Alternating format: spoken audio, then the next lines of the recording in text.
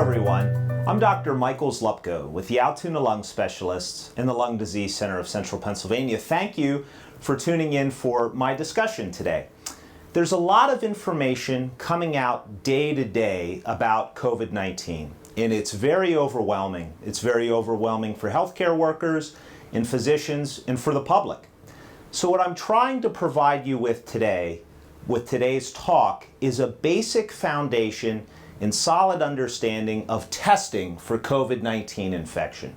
Next slide. The outline for my talk, we're going to talk about the difference between acute infection and previous infection. Who should be tested for COVID-19? The methods of testing, and what are we really doing with these test results? Next slide. An acute COVID-19 infection really refers to a patient who has come into contact with the SARS-CoV-2 virus. This virus then enters the body and is able to replicate. A patient may or may not develop symptoms of COVID-19 illness, but they are able to shed virus into the environment and they are infectious to others. Next slide. A previous COVID-19 infection is something I think that you would understand. A previous COVID-19 infection is a patient who was infected with SARS-CoV-2, recovered from either a symptomatic COVID-19 illness, or maybe they were asymptomatic at the time of their infection despite being infected with the virus. Next slide. So who should we really test? Who should we be testing for an acute infection? Well, we should be testing all symptomatic patients with a suspected COVID-19 infection. That would be patients with new onset of fever, cough, body aches, shortness of breath, nasal congestion, chest congestion, nausea, vomiting, diarrhea, or loss of taste or loss of smell.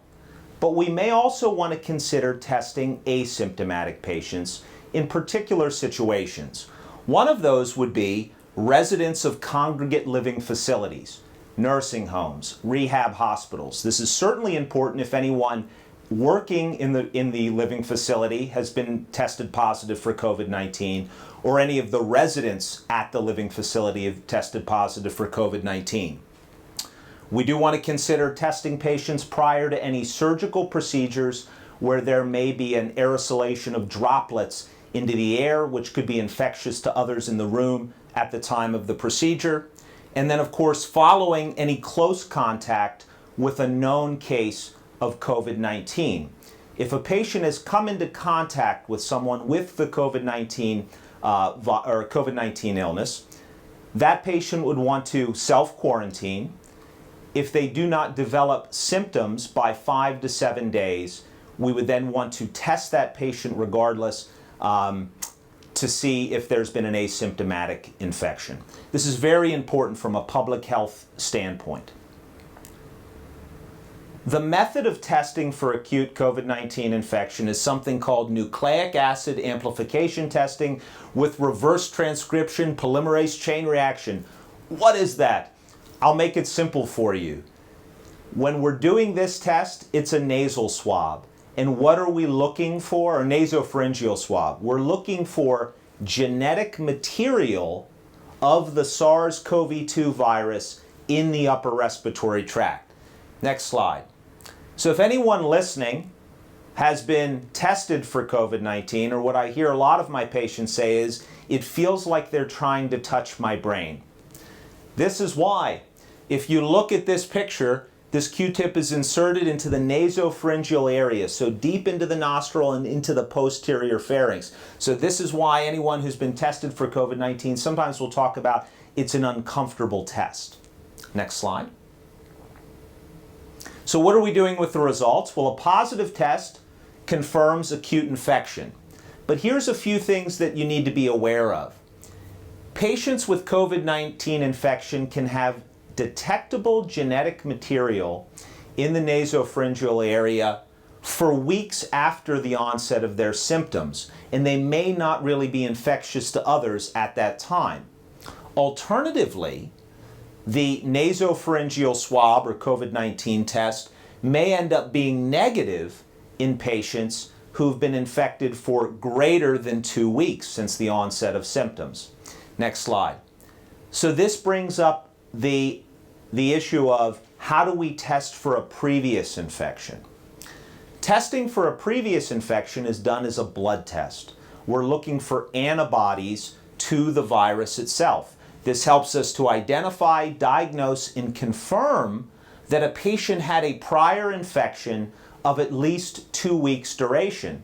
The reason the 2 weeks is in there is it takes the body about 2 weeks from time of infection to start making antibodies against the virus. Next slide. Antibody testing is important for a couple reasons. One, it helps to give us insight into the amount of COVID-19 in the population, so kind of the burden of disease in the population we're looking at. But the second thing is antibody testing gives us the opportunity to explore if these antibodies can be helpful to patients clinically. Next slide.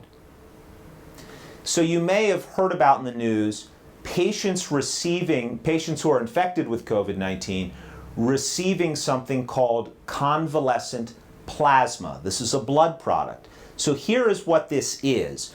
We're isolating antibodies from patients who have previously been infected with COVID-19, and we're giving those antibodies to patients who are actively sick with COVID-19 to see if this helps them to recover from their illness.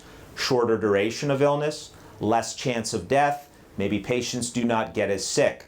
This is something called passive immunity, and there is a great example of passive immunity going on every day all across the world. Childbirth.